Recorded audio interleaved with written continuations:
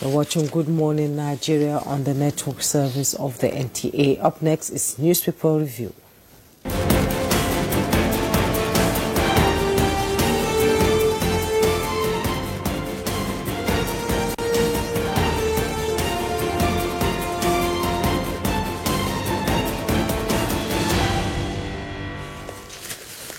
Yeah, thanks for staying with us. This is Newspaper Review. Unfortunately, our reviewer, Chukwudi Okoli Ugbaja, is stuck in traffic.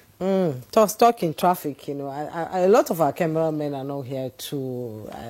Civil servants will not find it easy today going to work, but I hope that the roads I guess it's because of the planned protest and the blockage of the roads. Yes, for security reasons, to protect us Nigerians. So how did you come this morning? I live close, so it's just... Oh, okay. Yes. Okay. And you just walked and crossed over the road and just came into the studio.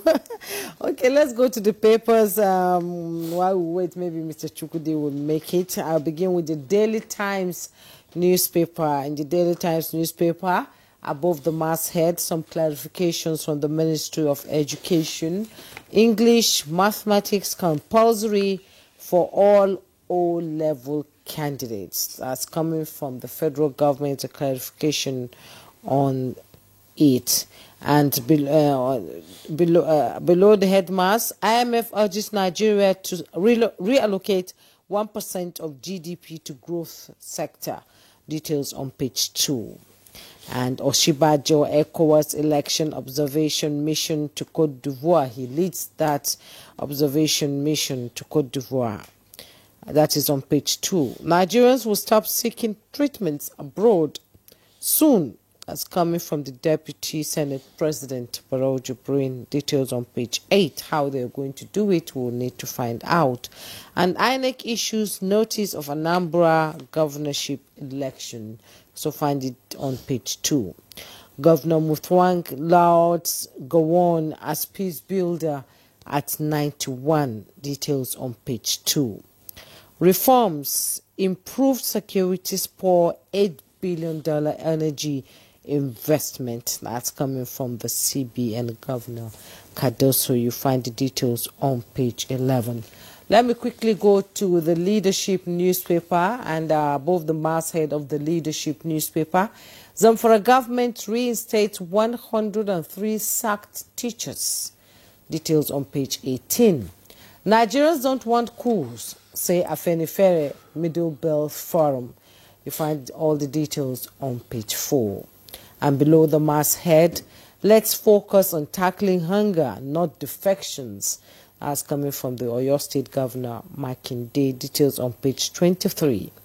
And the side piece of the picture story, government terminates Port Harcourt Aba Road contract. You want to know why? You go to page 14. Katsina, Kano, Jigawa governors forge regional alliance on power reform. You find the details on page 20. And strike, lecturers, federal government resume talks over 2009 agreement. Find all the details on page 7. And the picture story you see there, a motorist tilts while attempting to navigate a narrow and muddy section of the road at Goro area of Idiroko Expressway in Ogun State yesterday. At the bottom plate, PDP convention, Anyawo alleges forgery, petitions DSS orders. Details on page 23. And Tinubu hails ex-Punch managing director Ademola Osinibi at 70. You find the details on page 14. Mr. Ademola? Okay, thank you, Jemai. This I have the Blueprint newspaper, and just above that nameplate, we have admission requirements, English, Maths compulsory at all level, federal government. And just below the nameplates, how late Kwara governor, CO Adebayo rejected £500,000 bribe by Ate. That's from Ate. That's page 6. CBN to withdraw 650 billion naira from system through TBS subscription. And we have Sports CAF Champions League, Mamelodi Sundown, Wallop Remo Stars, 5-1. November PDP convention in sworn affidavit. Anyang says, my signature forged in document to INEC. I never said APC will win 30 states by 2023. Idris clarifies. Then we have free Kano protests, stay off Aso Rock, environs, police, NSCDC 1. Federal government declares correctional center red zones. MSMEs top priority contributes 50% to GDP. Shetima, Dangote urges Nigerians to patronize local products. An equity market hits new high as investors gain 1.27 trillion naira.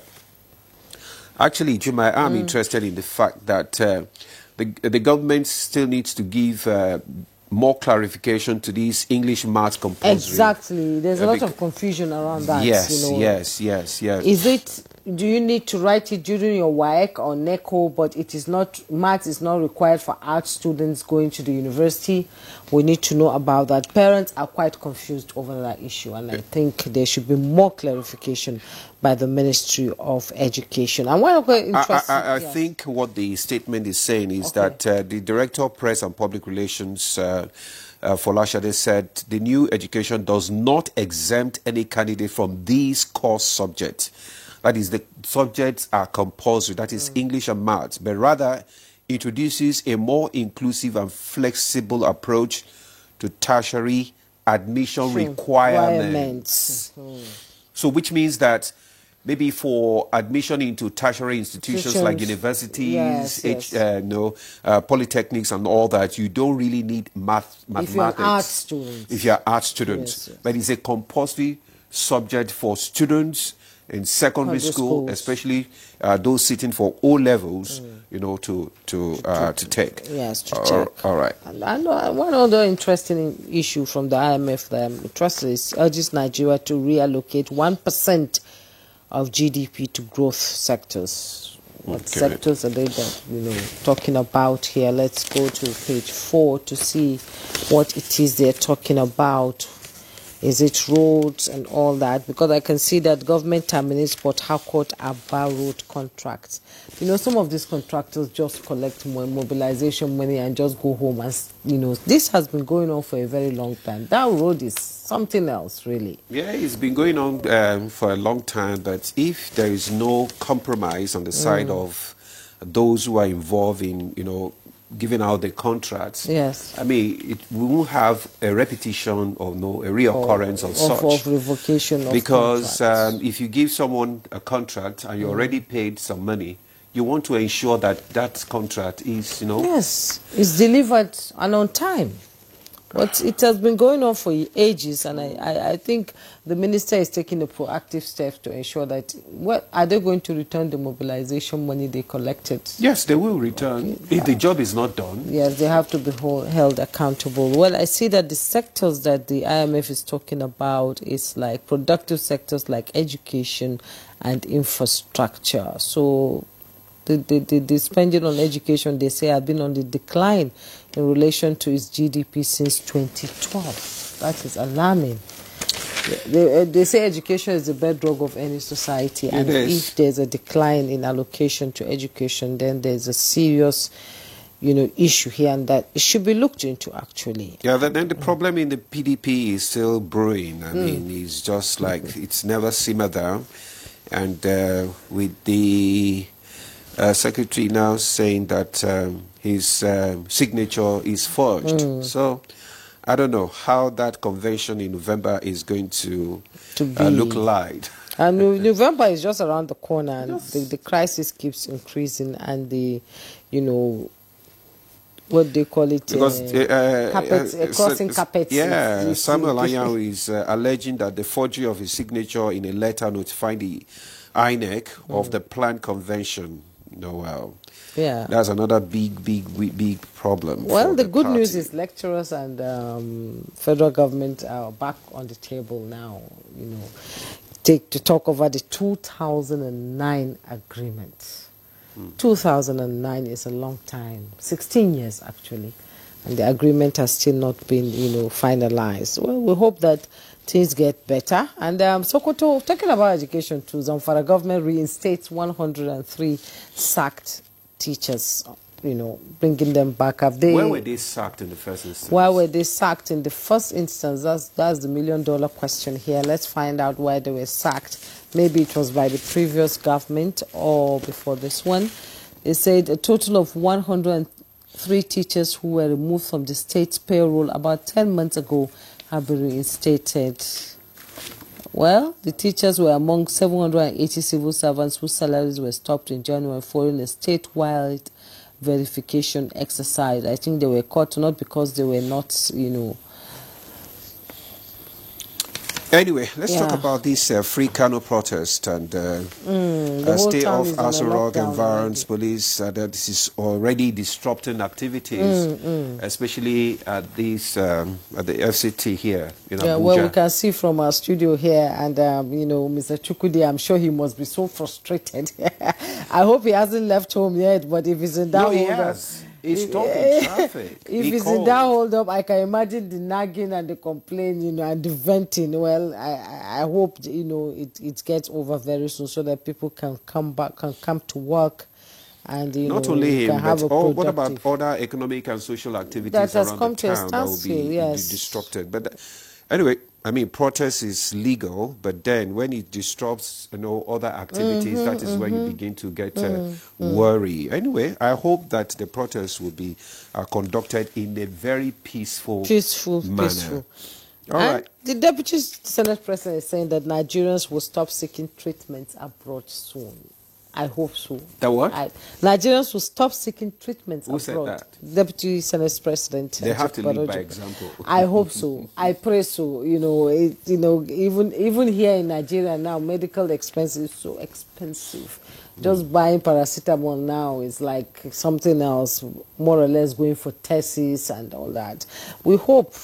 The health sector needs a total overhaul. That is this government the solution to that is the only solution to it. This government has been trying actually, but when we think about it, in the center, yes, but what about the primary health care, all that? I guess the government is working, and it's just that the problem in the health sector is huge. It's huge. It requires both the federal government and also the private sector, to team up and tackle the problem, challenges in the health sector. But it has to be that, look, when they restrict, especially our leaders, from going abroad to seek for medical, treatments, then let's all of us stay in here and make sure that our health system is in order. Exactly.